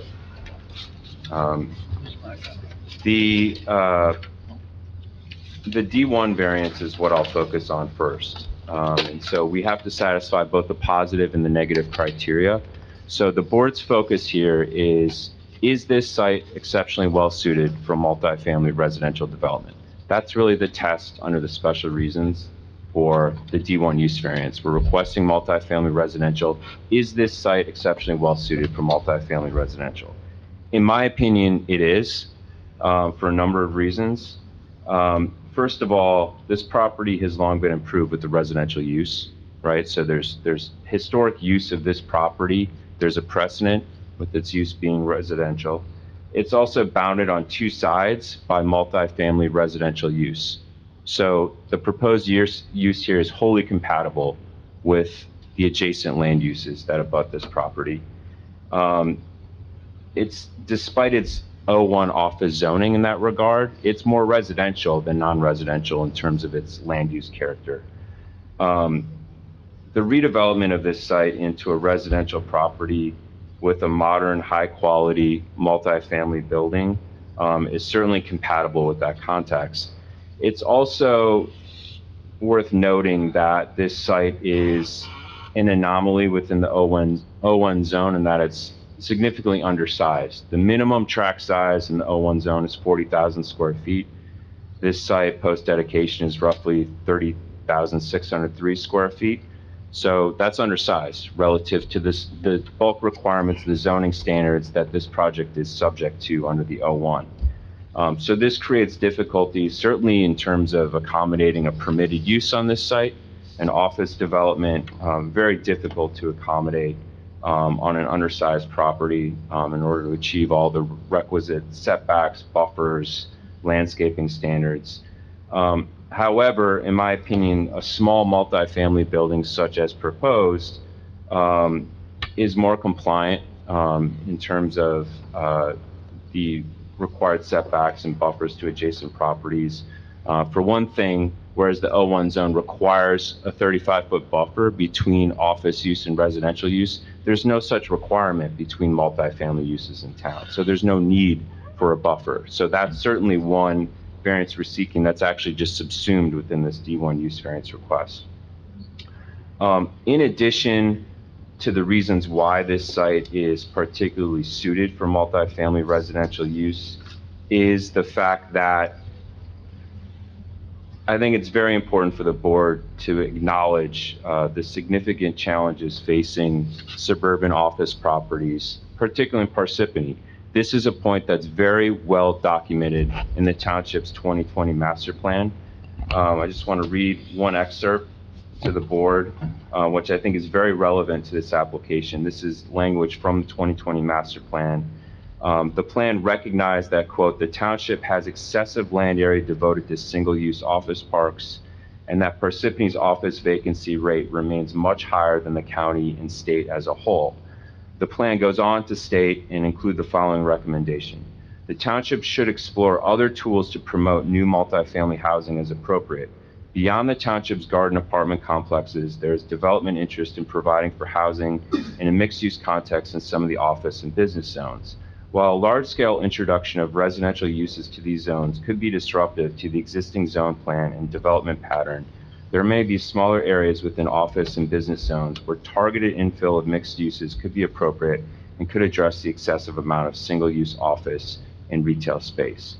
So here, I think, is an example of that concept being potentially implemented. You have a long-standing office zone property that has attracted absolutely zero interest in office development for decades, and it's perfectly suited for multifamily residential use. It would create additional housing opportunities for township residents, including 5 affordable units. In my opinion, would certainly advance that policy directive of the master plan.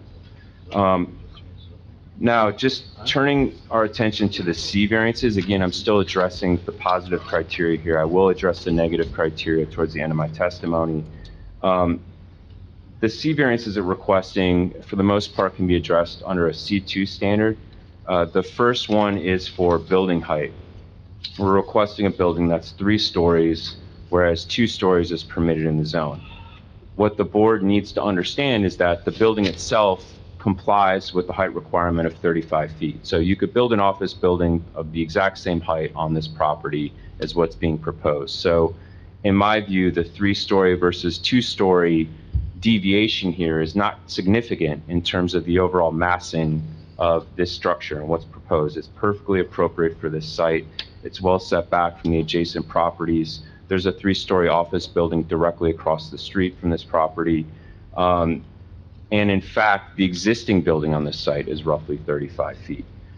So in my view, again, that is one that is subsumed within the use variance and is meeting the spirit and intent of that provision of the ordinance because the structure itself is still limited to 35 feet. The second is the variance for minimum lot area. This is one that can be justified on a C1 basis. This is essentially an existing nonconformity. Post-dedication, the site is 30,603 square feet. So the site becomes smaller. However, there's no additional available land that could be assembled with this property to bring it into conformity with the zone. So the strict application of this standard to this application poses a hardship, which satisfies the positive criteria under the C1 standard. Thirdly would be the building coverage. So 20% is permitted in the O1 zone and 25.7% is proposed. And really, this is a function of both the undersized nature of this property, as well as just the need to accommodate a feasible, viable building on this site at roughly 25.7%. I think it's worth noting in this regard that the overall proposal complies with the impervious coverage limitation on the property, which is 75%. So in that sense, even though the site is undersized, we're still able to accommodate this building and the proposed parking on site without triggering an impervious coverage variance. So it's not indicating that there's an over-intensity or intensification of development on this site such that it's exceeding the overall coverage limitation. It's really just the building coverage. And again, I feel that's really driven by the fact that this property is undersized. Having said that, I've also reviewed The zoning that's been put in place by the township for a number of the overlay zones and other zones that were put in place for other anticipated inclusionary developments in town. And there are at least there's 10 recently adopted zones in town that specifically permit multifamily inclusionary development similar to what's being proposed here, that allow for building coverage exceeding 20%, anywhere from 30% to 50% in all of those other zones. So the township has determined in those other cases, again, the property types here, sizes, shapes, location does vary, but just in terms of this particular use, multifamily inclusionary development, it has determined in at least 10 other cases within the last 3 years that building coverage greater than 20% is perfectly appropriate. The variances of requesting for front yard setback, I think can both be justified on a C1 and a C2 basis. I would say the C1 basis here is essentially that there's two 50-foot setbacks that are being required because this is a corner property. And it's also, again, an undersized property, which makes it difficult to achieve a full 50-foot setback while still maintaining area for circulation and parking. In fact, if you look at the site plan, you see the required setbacks dimensioned on this property, you can begin to understand it's very difficult to accommodate a building on this site in full compliance with those setbacks while still accommodating parking, circulation, and adequate landscaping, non-impervious space. So in that sense, those setbacks can be justified on a C1 basis. Despite the deficiency, though, I think this is a very appropriate setback for this building on this corner lot. It's going to be a very nicely designed new building that's going to transform this eyesore of a property that's languished for decades. A 30-foot setback is perfectly appropriate, and there will be trees and landscaping provided along the frontage of the property to aesthetically enhance it. So I really don't see any significant detriments associated with that requested deviation along the two front yards. Now, finally, there are several interrelated variances for the location of the parking and the lack of a buffer to the adjacent residential uses. As for the buffer, I already explained, that is clearly a variance that's subsumed within the use variance request. That buffer is only required because this is an O1 zone, so it anticipates an office use next to a residential use.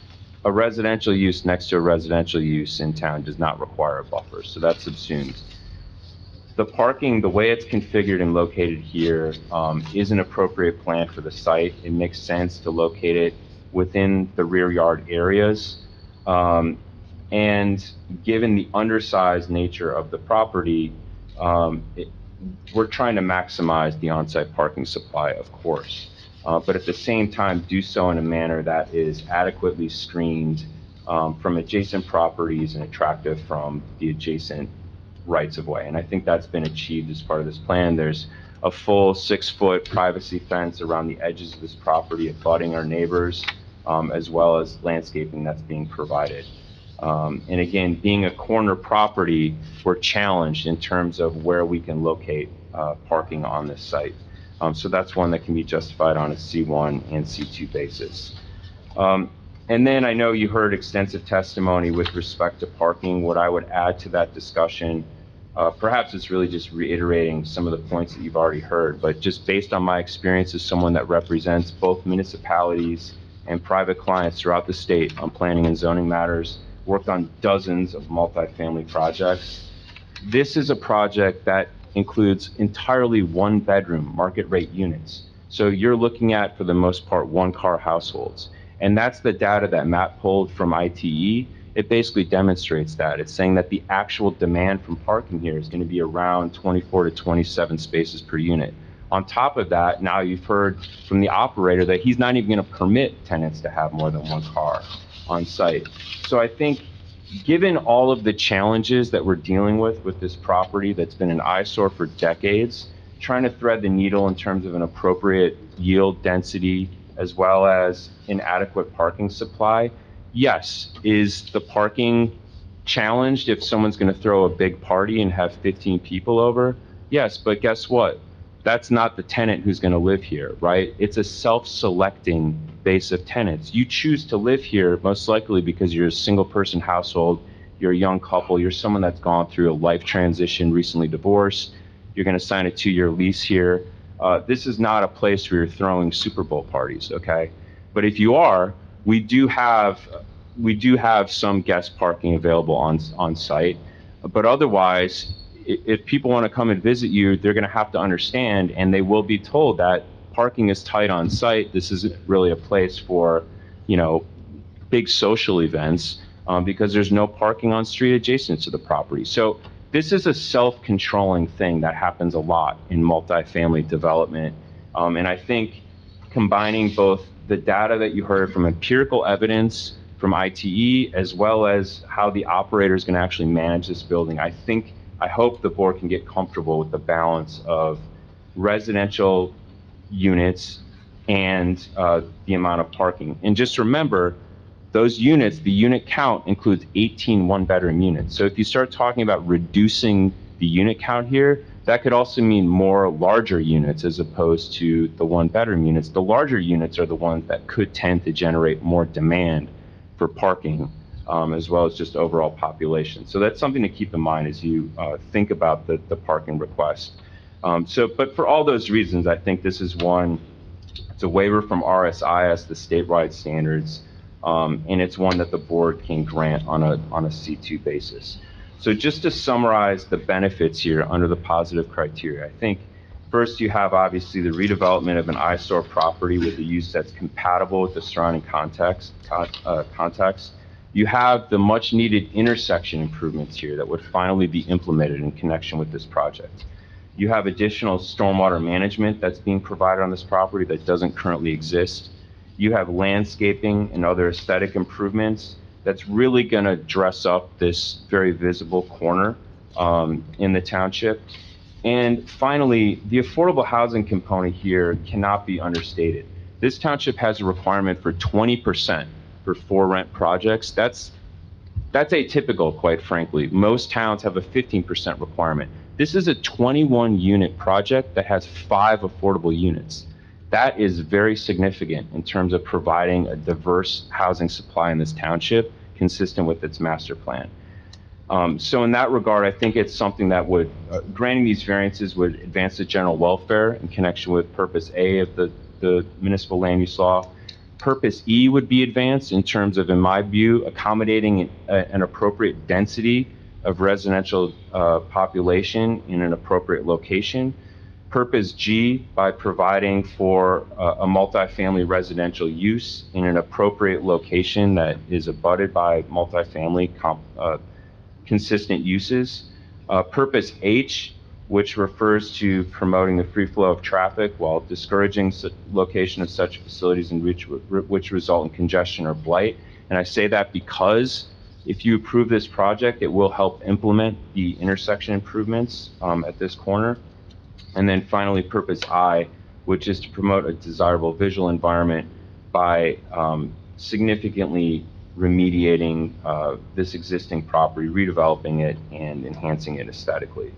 So just finally, with respect to the negative criteria, I know you've heard a lot of testimony this evening. From a land use standpoint, there's no question that this use is consistent with its context. In terms of traffic and parking, you've heard testimony, in my opinion, adequate testimony from multiple witnesses in support of the on-site parking supply, as well as the lack of any significant adverse impacts to the surrounding roadway network. From an environmental standpoint, this project complies with the impervious coverage limitation, will result in significant new stormwater management on the site, as well as enhanced landscaping, all of which will serve to further the environmental purposes of the municipal land use law. And then finally, just aesthetically and in terms of neighborhood character, I think this is a well-designed building that is not going to adversely impact the visual environment that exists in this area. Quite to the contrary, I think it will actually enhance it. And then finally, just with respect to the second prong of the negative criteria, The board can grant these variances without substantially impairing the zoning ordinance and the master plan of the township. Earlier, I read to you an excerpt from the master plan, which in my view really speaks to this application in terms of finding properties that are office zoned, that have been languishing, severely underutilized, but that could also accommodate appropriate residential development that would include new affordable housing opportunities. That's something that's certainly going to be advanced here. And also, this site can be distinguished from other parcels in the O1 zone. For one thing, it's sort of out on its own. It's just this one piece on the corner. It abuts multifamily uses on either side, and it's also significantly undersized. It's also not attracted any permitted uses for decades, to my knowledge.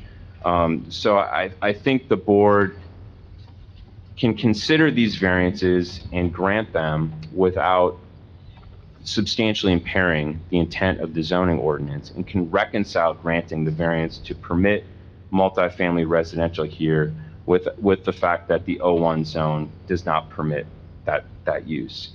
So just in summary, I believe if the board looks favorably upon this application, it could grant the requested relief consistent with the statutory criteria of the municipal land use law. We can clearly satisfy, in my view, the positive criteria for the D1 variance as well as all the C variances we're requesting. As for the negative criteria, there's no substantial detriments to the public good, and there's no substantial impairment to the zone plan of the community. So with that, unless you have anything further from me, that would conclude my testimony. I have no further questions for this witness. Questions from the board? I'm not sure, I have sort of a question, I guess. Like, one of the things when I was looking at this application that concerned me was the density. Can you describe the density here as compared to the density in the surrounding properties? Sure, I know for a fact. So we're proposing is 30 units per acre, which is a very common appropriate density for this prototype of development. What I mean by that is a multifamily development that has surface parking. The typical density for that type of project ranges anywhere from 12 units per acre up to even 40 units per acre. So we're at roughly 30 units per acre. You look at Troy Gardens next door, they're at roughly 24 units per acre. And, you know, it really varies throughout the town as for what's permitted. In my experience, as I said, for this specific prototype, this is appropriate. All of those recent inclusionary zones that were adopted, I think there was 12 that I reviewed. None of those have specific density limitations, so I wasn't able to extrapolate, you know, what's permitted in those zones. Many of them had an overall cap on the number of units and a minimum lot size, but there was no density limitation, so it was hard to sort of compare apples to apples. But that's my opinion in response to your question. And the height of this building, I think you said it was going to be at 34 feet. Yes. Do you know what the height of the surrounding apartment buildings are? Those are, I would say, 2.5 stories or 2 stories with a pitched roof. The existing building on this site is probably around 35 feet. 35 feet is permitted in the zone, so we're not requesting relief from the actual height of the building. It's just the number of stories. So someone could build a 35-foot tall office building on this property, be fully conforming. So the massing of this building is essentially compliant with what's contemplated in the ordinance. So this building is not going to overpower when you're looking at the neighborhood, the buildings around it. Yeah, I would argue that if they can see the existing building, they'll probably see this building too, and it's roughly, it's larger in terms of its footprint, but the height is comparable. All right, thank you.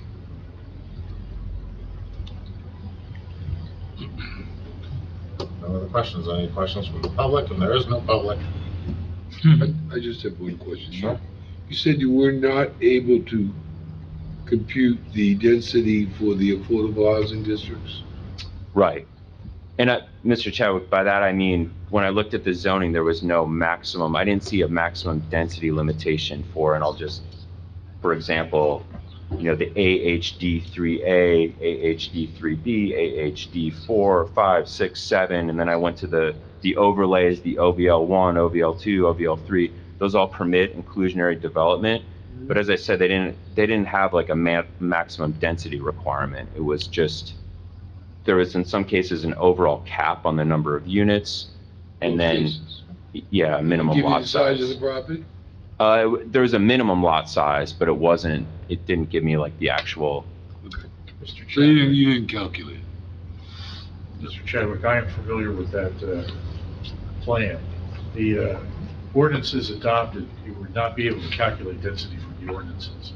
To do what you want to do, you would need to be familiar with the affordable housing plan itself and the narratives contained in there, which would give you the lot sizes. Right. But it's not in the. It's not in the housing plan, yeah, I know that. I don't know if that's online or not. I know it's built. It is. Well, I don't know, I've got copies of it. Yeah. I just wondered, But we can. I think we can say that the densities in the affordable housing plan are less than 30 to the acre in general. Well, off the top of my head, I'm gonna have to check, because there are a couple of them I'm not that familiar with. My In suspicion is general, I said, I think there is a couple that are unique. So, but to that end, I note that, I have no further questions for this witness. Thank you, Mr. Hughes. I note that the board only has 6 members available this evening. So what I would like to do is I would like to request this matter be adjourned to the earliest possible date, so other members of the board can review these proceedings and possibly vote on that. As part of that, I would like to reserve my comments for that meeting. I would also like to reserve the ability to recall witnesses I've already called to answer some questions that were asked by the board. The one that I'm dying for the answer to is where's the gap in the sidewalk, Mr. Chadwick? Good. So with that, we would request that this matter be carried With all without extensions. further notice and with all extensions through the end of November month. Any objections from the board? No. Motion to that effect? Got a date. So moved. Yeah, you want to look at a date? To April 5th. April 5th. Sorry, so motion to carry this to April 5th with all extensions. So move, and no further notice. And no further notice. April 5th. All those in favor? Aye. Aye. Okay, see you April 5th. Thank you, everyone. Have a nice evening. That is fine. Thank you. We're done? We dismissed it? Motion to adjourn? So moved. Do I have a second? All right, see ya. Later.